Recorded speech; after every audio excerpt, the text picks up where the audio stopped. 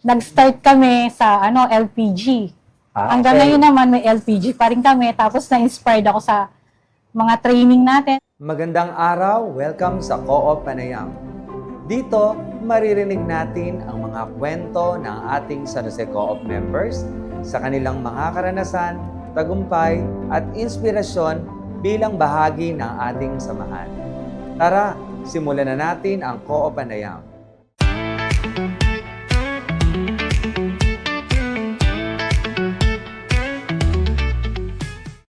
Magandang araw sa lahat ng ating mga suking manunood. Sa mga kaibigan, narito po tayo ngayon sa Shena's Burger para po kapanayamin ang isa sa ating mga kasapi ng San Jose Co-op na kung saan ay very inspiring din po ang kanyang story pagdating po sa pagninegosyo katuang ang ating San Jose Co-op. So sa araw na ito, nakita niyo naman po na ang ating hapag ay punong-puno ng mga produkto na ginawa po personally ng ating panauhin para sa araw na ito. So mga kaibigan, nais ko pong kilalanin nating lahat ang ating guest para po sa araw na ito, Miss Shena Ipio. So magandang hapon, magandang araw, Shena. So sa araw na ito, ikaw yung aming dinayo. Sugod bahay ito mga kaibigan, no? So ilang taon na bang miyembro si Ate Shena? 26 years na po. Wow, for 26 years, bakit ka na-inspired na sumali kay San Jose Co-op? Nag-start yun sa mister ko dahil binata pa siya, member na siya ng San Jose Co-op. Wow, so mas nauna pala ang mister mo Opo. na maging miyembro na ating San Jose Co-op. Opo. So imagine 26 ka, edi siya more than 26 years. Yes. At kung binata, baka 30 years ng member ang husband mo sa ating San Jose Co-op. So ano naman yung mga napakinabangan mong serbisyo na ating San Jose Co-op at until now, nahandito pa rin kayo? Siyempre sir, yung puhunan, nag-start kami sa LPG. Hanggang Okay. ngayon naman may LPG pa rin kami. Tapos na-inspired ako sa mga training natin, seminar training ng mga, Meat processing. meat processing. Diba? Matin eh. Opo. Ayan, ngayon meron akong burger. Yeah. Na- At syempre, itong meat processing na ginawa mo ay ikaw personally, ikaw din naman yung nag-enhance na. Opo. No? Kasi yung ating mga binibigay dun sa trainings is mga basic lang yun eh. Pero ngayon, ano-anong klase yung burger patties yung nagagawa mo na? Sir, dalawang klase pa lang siya ngayon, isang chicken at saka isang beef patties. Wow, so chicken and beef patty para dun sa mga burger, no? Opo. At syempre, bukod doon, may coffee shop ka na rin. Itong kinatatayuan Opo. natin ngayon. So yung coffee shop, ikaw na rin ang nag-design Yes. ng mga kape at merong hot, merong cold Opo, di- na sineserve. At syempre, ang San Jose Co-op ay nakapagbigay din naman ng inspirasyon sa iyo, no? Yes, sir. No, kasi yung mga training, lagi ka rin present. Present. Tapos sa Yeah. pagdalo nyo ng mga training, natututo kayo, nagkakaroon kayo ng mga idea. At syempre, talagang luckily rin naman, mahilig ka talaga din sa pagninegosyo. Yes, sir. No? Kasi yung sa gasol, ang tagal nyo ng business yan, ng Opo. mister mo. Tapos ngayon, dito sa coffee shop mo, ay nakakailan taon na ba kayo sa coffee shop? May 1 year na ba?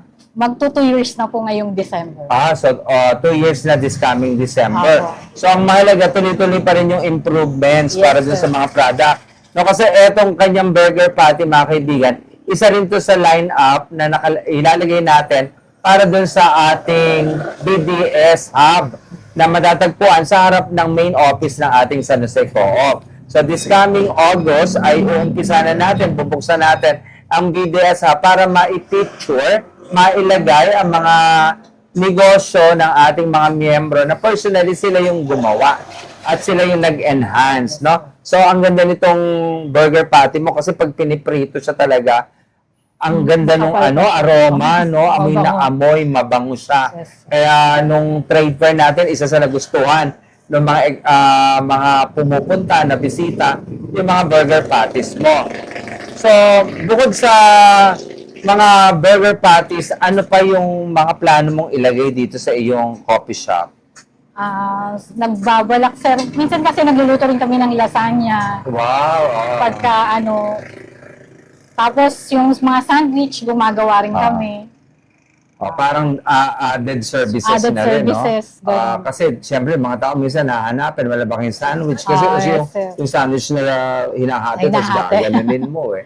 Tapos, minsan din naman yung mga lasagna, di ba? Opo. Naghahanap sila sa mga coffee shop na gusto nila habang nagkakape, kumakain ng mga pasta. Parang mga weekdays namin siya ginagawa para pati yung mga teacher napapa-order namin kasi nag-online na rin kami. Pero di ba dati nga, eto dito sa Burger Patty at saka dito sa Burger, may mga taga-DepEd na umu-order sa'yo. Yes, sir. Tsaka sa mga school.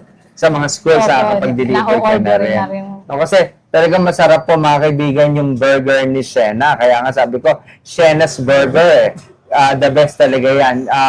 Amoy pa lang, talagang busog ka na eh. No, kasi masarap yung aroma ng burger ni Ate Shena. So, for 26 years, patuloy na nandito sa San Jose Co-op. Yes, sir. Siyempre, may pagkakataon na ikaw nakakapag-ipon na rin at yung Yes, kita ay sapat na rin para matustusan yung pangangailangan ng pamilya. And I heard, may bago ka daw bahay. No? Kasi nga, kinumercialize mo na tong bahay ninyo. Yes, So, saan ka na nakatira ngayon? Bali, dito sa loob ng La Poblacion, sa phase 2. Wow, so sa Meron loob kami. na ng La Poblacion. Opo. So, may nabili kayo May doon. nabili kaming bahay doon. So, doon na nakatira. At syempre, iyon ay sa tulong din naman ng San- hanap buhay Hanap at buhay ni San sa Jose San Jose Co-op, Co-op. no? Yes, sir. Kasi talagang, siguro parang matagal na kayong kasapi ni San Jose Co-op. Marami na kayong na-enjoy na yung mga pautang, no? Yung savings, para sa future, no? Lahat naman ay sa kataon-taon nakakapag-assembly naman tayo, Yes, no? sir. Nakaka-attend. Kasi mahalaga na updated din tayo dun sa ating San Jose Co-op kung ano yung kalagayan. So bilang kasapi, baka may gusto ko pang anyayahan, yung mga kaibigan mo, kakilala na hindi pa miyembro na ating San Jose Co-op, ito yung pagkakataon to invite them.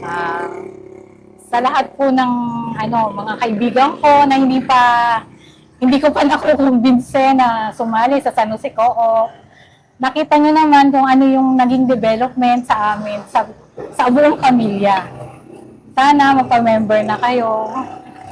Yan. Yun At lang po. syempre, kayo din naman talaga bilang mga kasapi, kayo magbibigay ng inspirasyon Yes. sa ating mga miyembro. Kasi ito nga yung ating mission to empower yung ating mga members, no? At ikaw ay isa rin sa officer, siya nga pala mga kaibigan, si Ate Shena ay isa rin po sa officer ng ating BDS. At sila po talaga yung samahan nila, yung nangangasiwa po para dun sa product critiquing, yung pag-aayos ng mga packaging, ng mga produkto. Sila po yung nag-uusap nun kasi very empowered yung ating mga officers pagdating dun sa BDS. Yeah. No, talagang nagkaroon sila na election, tapos every month nagmi-meeting din kayo no? Parang August 6 ba? Ang August 12, sir. August 12. ang August next 12 yung meeting. next meeting.